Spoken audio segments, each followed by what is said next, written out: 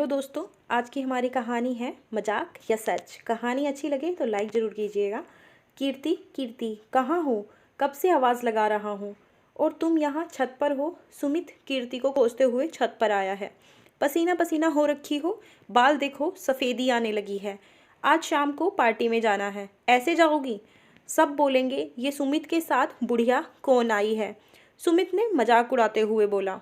अच्छा ऐसा है तो किसी और के साथ चले जाओ, कीर्ति ने नाराज होते हुए कहा। अरे यार तुम तो बुरा मान गई। ठीक है कुछ नहीं बोलता, वरना बोलोगी बच्चों में टाइम ही नहीं मिलता खुद के लिए। तुम तो हमेशा अस्त व्यस्त ही रहती हो, बाल में कंघी करने का भी वक्त नहीं है तुम्हारे पास। हाँ तो सही तो है, नहीं मिलता पूरा टाइम, वरना कौन आराम नहीं करना चाहता, कीर्ति ने जाते जाते कहा। ऐसा नहीं है कि कीर्ति सुंदर नहीं है, सुंदर है, हर काम में फुर्ती है, लेकिन घर में जब एक भी सदस्य बोले कि वो बूढ़ी हो गई हो तो बाकी सदस्य भी यदा कदा बोल ही देते हैं। और कीर्ति को ये बात बहुत चुभती भी थी।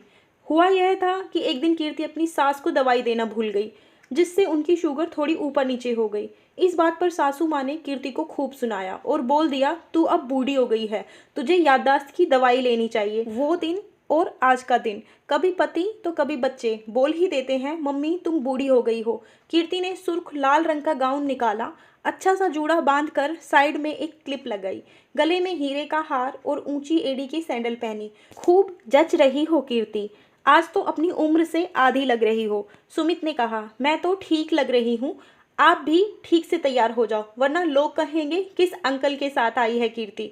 सुमित चौंक गया, उसे समझ आ गया था कि ऐसे मजाक करना किसी का दिल भी दुखा सकता है। अगले दिन कीर्ति उठी और आराम से बालकनी में बैठ गई और अपना ग्रीन टी का कप लेकर, बहू मेरी चाय कहाँ है, जल्दी ला। सासू माँ ने आवाज़ लगाई। आवाज़ को नज़रअंदाज करते हुए पेपर पढ़ने लगी। कीर्ति, कीर्ति माँ कब से बोल रही है चाय के लिए। सुमित चिल्लाता हुआ आया। क्या करूँ सुमित, अब बुढ़ापे में काम नहीं होता। एक काम करो, दिव्या को बोलो, वो चाय बना देगी। दिव्या कीर्ति की 16 साल की बेटी है। दिव्या, दिव्या, कीर्ति ने दिव्या को आवाज़ लगाई। क्या हुआ मम्मी, अभी 7 बजे हैं, सोने दो न। दिव्या बोली। हम सबके लिए चाय बना दे, कीर्ति ने कहा। मैं क्यों, आपको क्या हुआ, आप बना लो, दिव्या ने उत्तर दिया। अरे कल तूने ही तो कहा था कि मम्मा आपसे कोई काम ठीक से नहीं होता है, आप बूढ़े हो गए हो, तो बूढ़ी की सेवा तो उसकी बेटी ही करेगी। चल चाय बना, फिर और भी बहुत काम है, साफ सफाई, आज बाई भी नहीं आई है, खाना बनाना है, बाजार से सब्जी लानी है, कपड़े मशीन में डालने हैं और दादी को दवाई भी देनी है। कहीं मैं भूल गई तो तेरे पापा को भी बोल देती हूँ काम के लिए, पर उनकी उम्र और मेरी उम्र में तो बस 2 बरस ही ज़्यादा है, पर शायद बूढ़ी तो मैं ही हुई हूँ, वो भी मदद कर देंगे तेरी। सॉरी मम्मी, मैं कभी आपसे ऐसा नहीं बोलूँगी, बस आप नाराज़ मत हो प्यारी मम्मी, मैं रोज़ आपके काम में आपकी मदद कर दूँगी।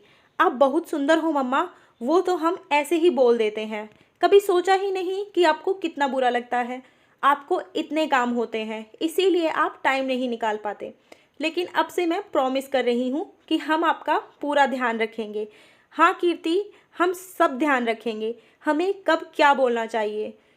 तुम ही इस घर को संभाल सकती हो, तुमने 20 साल दिए हैं इस घर को खूबसूरत बनाने में, पर तुम अपने आप को मत भूलो, हमें माफ़ कर दो। अब कीर्ति रोज़ सुबह वॉक पर जाती है, अपने खाने पीने का नियमित ध्यान रखती है, घर के साथ साथ उसने अपने लिए भी समय निकालना सीख लिया था। अब उसे खुद की अहमियत समझ आ चुकी थी। धन्यवाद दोस्तों, कहानी अच्छी लगी हो तो लाइक कर दीजिए, ज़्यादा से ज़्यादा शेयर कीजिए और चैनल को सब्सक्राइब कर लीजिए ऐसे ही और कहानियों के लिए।